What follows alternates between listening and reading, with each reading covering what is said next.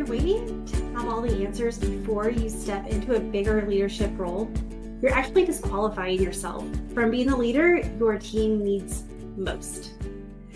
Hi, welcome to A Leader's Purpose podcast. My name is Tami. I'm so excited that you're here. And I wanted to talk to you. Before I dive in, let me tell you a couple things that's happened. One, this is not the first time I've recorded this podcast.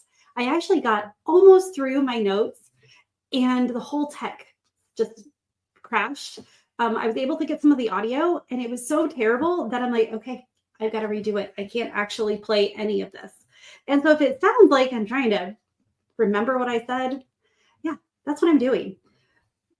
But I also know that, well, there's a reason things happen. It's a Sunday. I don't typically record on a Sunday. And yet today I felt the need to, and I set a boundary, set a goal for myself. I don't typically work a lot on Sundays, but it's my catch up. Like if I need to just fix something or do something. And so at the end of this year, at the end of 2025, I actually told myself, and I have it in one of my goals, is no work on Sunday. There's a little caveat that I had in parentheses, which made me laugh because I didn't know why I put it there. But then today I'm like, oh, now I know why. I haven't been able to every Sunday completely get away from like all the little things of work, but majority of the time I've been able to, well, step away from work, have the true Sabbath, but you got other life things doing. But the little caveat was, unless I'm called to speak.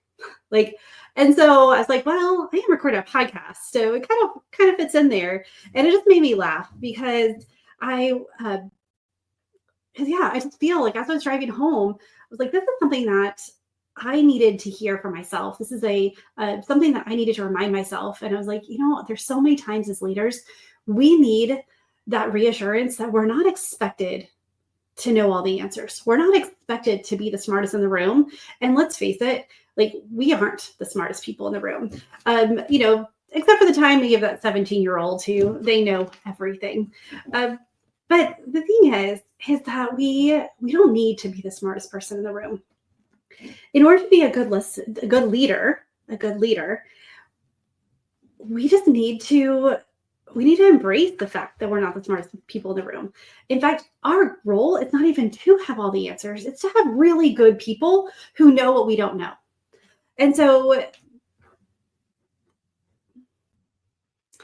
how did this come about? Excuse me. Sorry. I'm already a little flustered from trying to do this and then stopping and having to do it over again. But here, gather my thoughts. A little grace here. I am so grateful that you are here and giving me grace for this. Because again, I don't have all the answers either. I don't know how all the text stuff works. But how this came about is I was listening. I was overhearing a conversation. And one of the things that they said is like, well, when this happens, when I get this, I will do that. How many times do we get stuck in that rut? That when we have all the answers, when we know the way things are going to go, when we win, and it just stops us from taking action. The thing is that, like, when's the last time that we had all the answers? When's the last time we knew exactly what was going to happen from start to finish? We knew the outcome. We knew who was going to do what. I don't know about you, but in my life, it rarely happens. There's not many times that it happens exactly as planned. I get the exact outcome that I'm expecting. A lot of times it's a good thing. A lot of times I actually get a better outcome than I expected or different. And I'm like, I see what you did there. But the thing is that we don't know all the answers. So if we wait to have it all together, to have all the answers before we lead, before we step into this next identity that God's called us to, we're disqualifying ourselves in the moment because you learn as you go. And so I wanted to talk about like the three things that we really need as a leader. The first is we get to embrace that we don't have all the answers. Like we don't have to pretend like we know all the answers. We don't have to be fearful that when we step into the room that we're expected to know all the answers, because your people know that you're new. You don't have all the answers. And one of the story that I told, and I'll tell it to you here again, because you didn't get to hear the first time I recorded this, but when I was 27, 28, I stepped in, I got offered my first flight commander job. So here I was, short, blonde, like, and, little, like petite. And I'm walking into this room, and let me tell you what I knew about this flight that I was about to take over. And I came from a project management standpoint. I've done a lot of cool things. I got to experience a lot of things. I learned a lot about what it meant to be a communications project manager. So a lot of the terms, a lot of the equipment I was familiar with, but I was stepping into a comm maintenance role.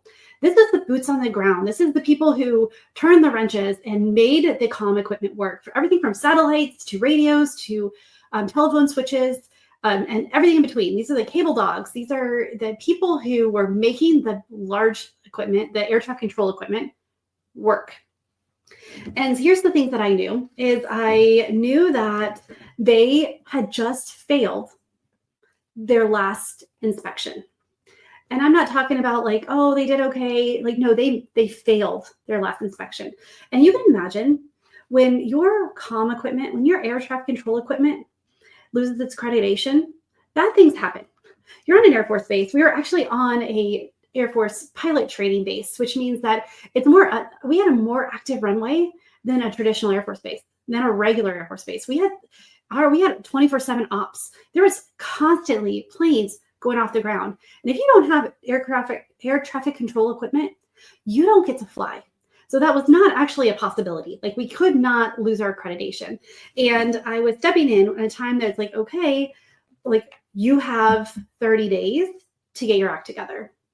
The other thing that I knew, and I know that some of my people and their spouses listen to this podcast, so they're going to laugh at this because they know it's true, is this flight was known as the Animal House.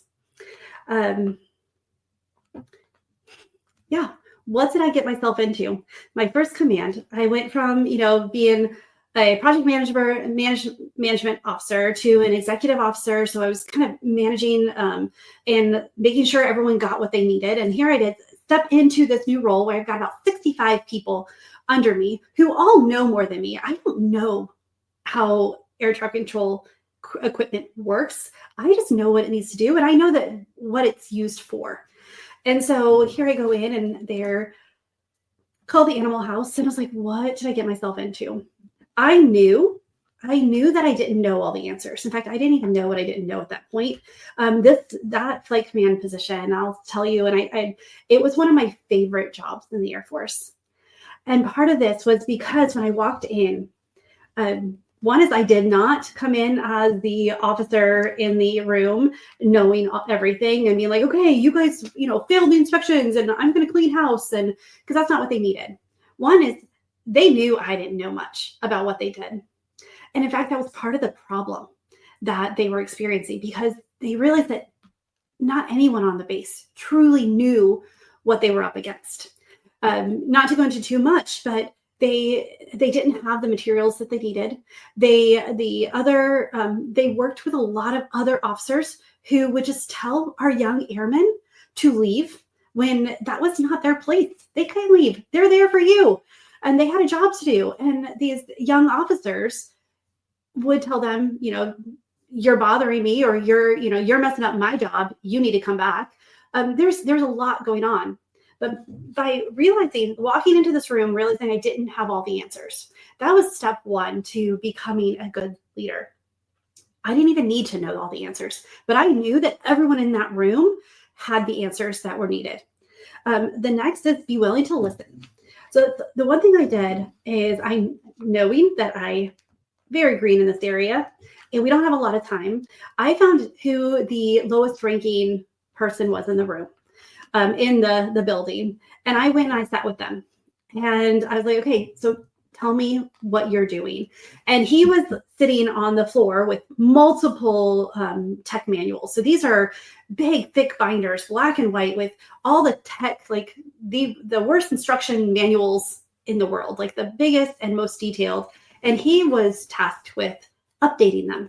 They haven't been updated in like at least 5 to 10 years. And this is a matter of like going line by line and taking a black Sharpie and then writing in the new information. Now, again, remember, this is prior to, this is the early 2000s. So we have come a long way, but a lot of the stuff can't be digitized. It's because it's classified, because it is all done on paper. And so I had him teach me how to do that. And so I was just listening to some of the things that he was struggling with, because this is also one area that we did really poorly on. None of our tech manuals were updated. So I knew also, like, okay, well, we only have a month to do this. Like, this will be great to help. So I didn't have all the answers, but I was willing to listen.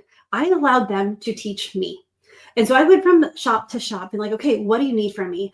And I modeled curiosity over certainty. So we don't need to have all the answers. We got to be willing to listen, and we got to model curiosity over certainty.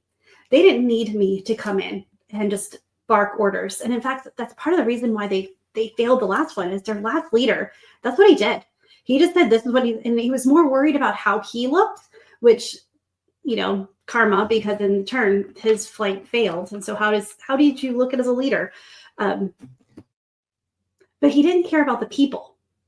As a leader, one of the things that one of my mentors told me is, if you take care of the people will take care of the work. And so I went in and modeled curiosity over certainty. Why are we doing it this way? How can I help? And the thing is that I realized that these individuals, if you look on paper, this animal house, if you look on paper, they looked really lazy. They looked like they hadn't done things in years. They weren't up to code. They were failing every aspect. And when I really sat down with them, I realized that they weren't lazy at all. They were actually some of the hardest working gentlemen and ladies that I've known in my entire life to this day.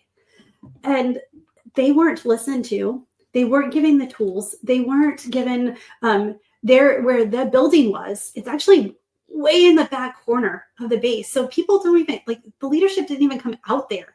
The other boss didn't even have his office in the same building as them, would just make a phone call and, tell them what they needed to do or what's going on, or an email, and then they would leave.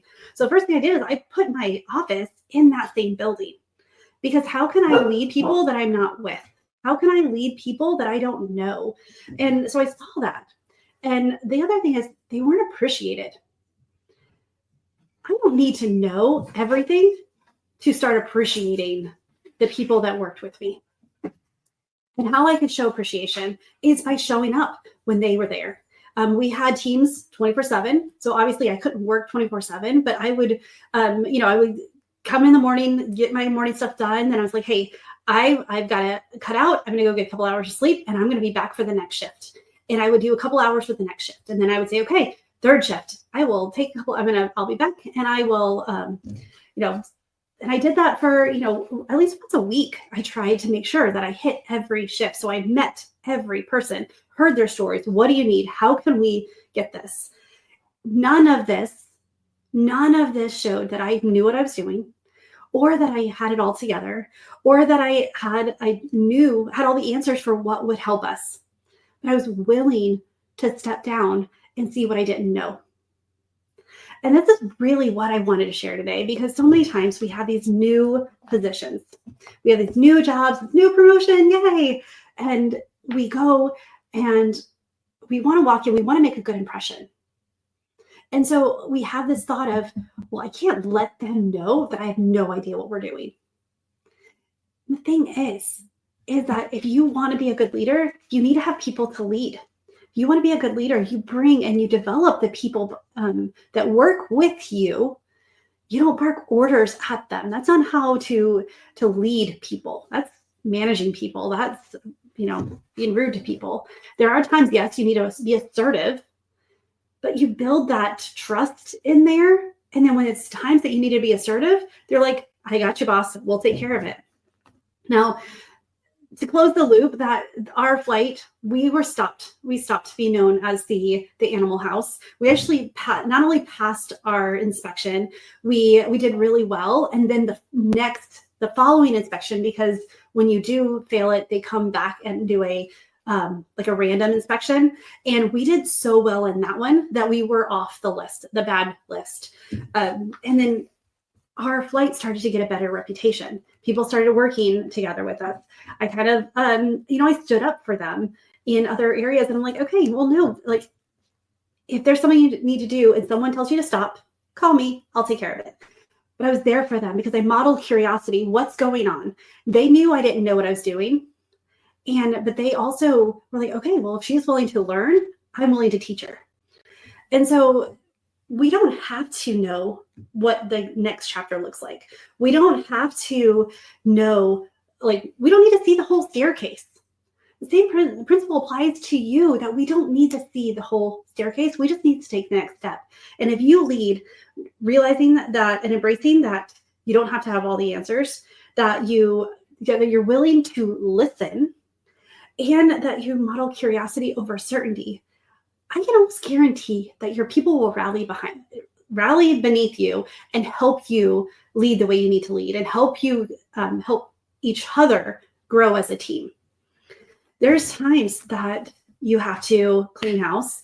I did end up cleaning some house, a couple months later, but that was based on my senior enlisted leadership there who've been there for years. But we didn't do that at the beginning, and we also gave them chances. We tried to mentor and model, and we tried to help them choose a different way. We didn't just come in and lay down the law. And so it's so much easier to walk into the room and say, like, what am I missing here? I don't know. Let's find out. When there's a question answer asked and you're like, I don't have the answer to that. Don't make up something. They know what it sounds like if you're just trying to blow smoke. But instead of saying, I don't know, or I think the answer is, say, I don't know, let's find out. Where can I find the answer? What do you need from me? What am I missing here? How can I support you? By stepping back off of your pedestal and giving yourself that privilege, that ability to learn what your people know. You don't need to know all the things. Your people know all the things. You get to know all the people. How much easier is it? Instead of learning I couldn't learn every type of satellite and where they all are in the world, and and every radio and phone, telephone, and air traffic control equipment, the DASR versus the RAPCON, or all the things. I couldn't know that, but you know what? I knew who knew those things, and then I learned them.